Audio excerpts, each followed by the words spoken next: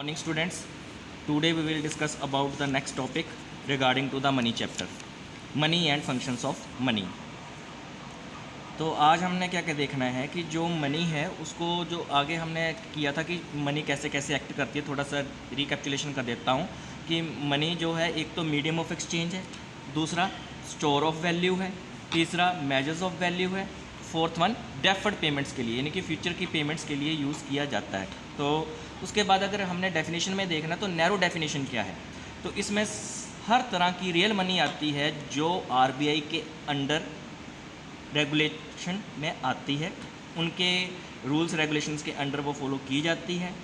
Then RBI को हम कई बार क्या होता है कि आरबीआई जो रिज़र्व बैंक ऑफ इंडिया है, इस हमें पता ही नहीं चलता कि वो सेंट्रल बैंक ऑफ इंडिया भी है। तो आरबीआई और central bank of India both the case are same.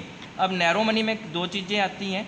First of all कि सी प्लस डी डी, यानी कि हम एम फॉर मनी, जो फिज़िकल मनी जिसको हम टच कर सकते हैं और देख सकते हैं, फिज़िकली एग्जिस्टेंस है, तो मनी, वो मनी कैसे बनती है। फर्स्ट ऑफ ऑल करेंसी आती है, डी डी डिमांड डिपॉजिट्स आता है। करेंसी में क्या क्या आता है आपके पास, जितने भी नोट्स होंगे, जितने भी कॉइन्स होंगे, कैश होगा, वो सारा आएगा। जैसे कि एग्जांपल है 1 रुपये, 2 रुपये, 5 रुपये या 1 पैसे, 2 पैसे, जो भी है, प्लस बैंक के नोट्स जो सर्कुलेशन में होते हैं।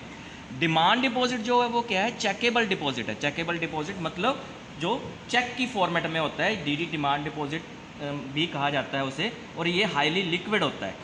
देन उसके बाद है ब्रॉड डेफिनेशन। इसमें बहुत टाइप ऑफ मनी इंक्लूड किया जाता है, चाहे वो लिक्विड फॉर्म ऑफ मनी हो या less liquid form of money हो।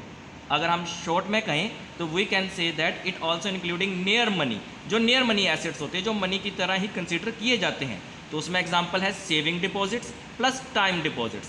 टाइम डिपॉजिट्स जो बैंक्स में भी करवाते हैं, आजकल पोस्ट ऑफिस में भी चलता है वो, लाइक एफडी फिक्स डिपॉजिट, जो लॉन्ग टाइम पीरियड के लिए डिपॉजिट्स किए जाते हैं। सेविंग डिपॉजिट्स पोस्ट ऑफिस में भी होता है। देन उसके बाद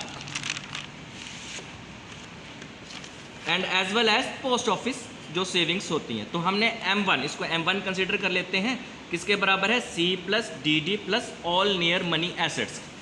तो ऑल नियर मनी एसेट्स के बारे में पढ़ते हैं बाद में। C प्लस डी डी अगर चेक किया जाए तो आप ध्यान से देखो तो M से स्टार्ट हुआ, तो आपका M क्या था, C प्लस डी डी। तो कई बार आपको एग्ज़ाम में क्या होता है कि वैल्यूज सीधी गिवन होती हैं और कई बार नहीं भी गिवन हो तो आपको वो C plus D D fill करना पड़ेगा। चाहे स्टेटमेंट ये ले लो चाहे ये ले लो, दोनों ही सेम है। अब नियर मनी में जो है आपके पास सेविंग डिपॉजिट आता है, टाइम डिपॉजिट आता है, रिटेल मनी आता है, मार्केट में जो म्यूचुअल फंड्स है वो आते हैं, मनी मार्केट डिपॉजिट्स आता है, पोस्ट ऑफिस की जो सेविंग्स है, यानी कि ये सारी आइटम्स इंक्लूड होती हैं। तो आपका वो क्या बन जाता है, मनी के रिगार्डिंगली जो M1 पोजीशन है वो क्रिएट हो जाती है, ब्रॉड मनी जिसे हम बोलते हैं। तो मनी सप्लाई अगर चेक किया जाए तो कैसे कैसे है, M, MB, M1, M2, M3। अगर इन दोनों को जोड़ दो तो आपकी नैरो मनी बनती है, अगर इन दोनों को जोड़ दो तो आपकी ब्रॉड मनी बनती है। तो नैरो मनी क्या है, अगर आप डिफरेंस देखना हो तो डिफरेंस भी बना सकते हो और इजीली पता भी चल जाएगा। ये ज़्यादा लिक्विड होती है तो ऑलरेडी अगर ये ज़्यादा लिक्विड है, मोस्ट लिक्विड है, तो ये लीस्ट लिक्विड होगा।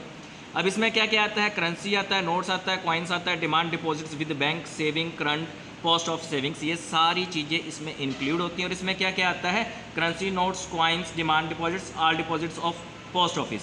अब ऑलमोस्ट तो आप देखोगे कि सेम ही आइटम्स आ रही हैं, लेकिन एक्सेप्ट NSC। NSC की फुल फॉर्म है नेशनल सेविंग सर्टिफिकेट्स। इसमें नेशनल सेविंग सर्टिफिकेट्स नहीं आते, इसलिए ये थोड़ा सा लेस लिक्विड में कंसिडर किया जाता है। Thank you. इसके बाद नेक्स्ट में पढ़ेंगे।